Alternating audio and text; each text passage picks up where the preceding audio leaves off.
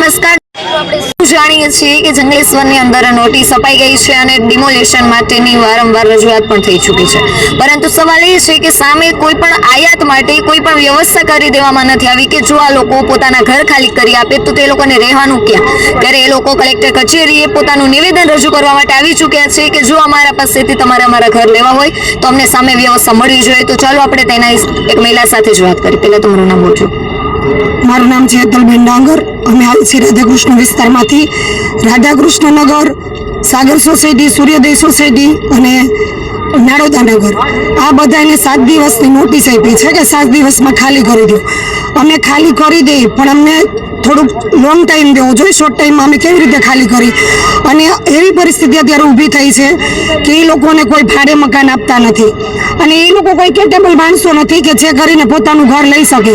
તો એ લોકોની એવી માંગ છે કે અમને લોકોને અમે 50 વારિયું દઈએ છીએ તો અમને 25 વારનું પણ મકાન દો, અમને થોડીક સગવડ કરી દો.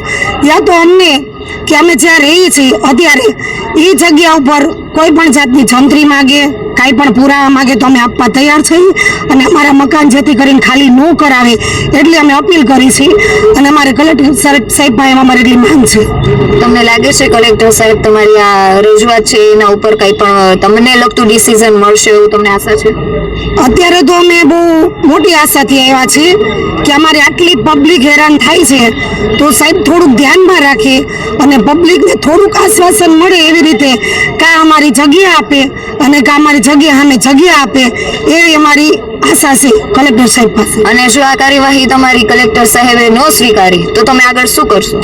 અત્યારે તો જો કે અમે કોઈ જાતનું કાંઈ એવું વિચાર્યું નથી, પણ મારા ખ્યાલ મુજબ જે અત્યારની પબ્લિકમાં આક્રોશ દેખાય છે તો આગળ કાંઈ પણ પગલાં લઈ શકે.